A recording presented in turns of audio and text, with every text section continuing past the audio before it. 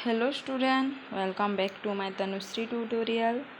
+3 second semester SEC Skill Enhancement course ର Election Studies and Public Opinion Unit 2 ର long question discussion କରିବା.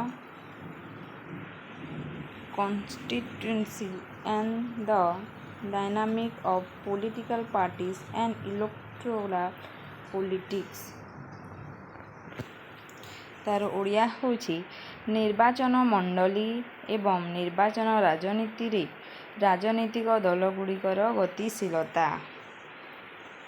ନିର୍ବାଚନ ମଣ୍ଡଳୀ ଓ ନିର୍ବାଚନ ରାଜନୀତିରେ ରାଜନୈତିକ ଦଳଗୁଡ଼ିକର ଗତିଶୀଳତା ବିଷୟରେ ଆଧୁନିକ ଭାରତୀୟ ପରିପ୍ରେକ୍ଷିତରେ ଏକ ଗଭୀର ବିଶ୍ଳେଷଣ ଦେଖାଯାଉଛି।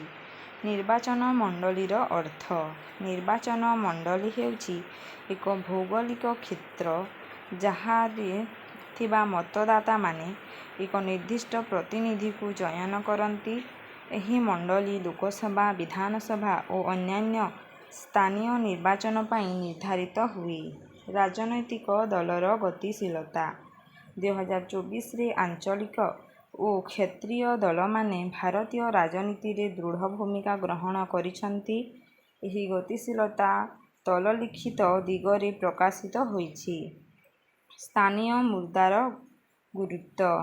ଆଞ୍ଚଳିକ ଦଳମାନେ ଜାତୀୟ ମୁଦ୍ରା ଚାଉଁଠି ସ୍ଥାନୀୟ ଅଭିଳାଷା, ଅସୁବିଧା ଓ ଆନ୍ଦୋଳନକୁ ଆଗରେ ରଖିଛନ୍ତି। ଭୋଟର ସଂଯୋଗ। ତୃଣମୂଳ ସ୍ତରରେ ଭୋଟରଙ୍କ ସହ ଯୋଡ଼ି ହେବାରେ ଆଞ୍ଚଳିକ ଦଳମାନେ ଅଧିକ କାର୍ଯ୍ୟକ୍ଷମ ଥିବା ପ୍ରମାଣିତ ହୋଇଛି।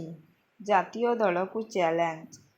SP, TMC, DMK, JMM, TDP ଭଳି ଦଳମାନେ ଜାତୀୟ ଦଳମାନଙ୍କ ପ୍ରାଧାନ୍ୟକୁ ଚ୍ୟାଲେଞ୍ଜ କରିଛନ୍ତି। ମିଳିତ ମଞ୍ଚ ଓ ସରକାର ଗଠନ।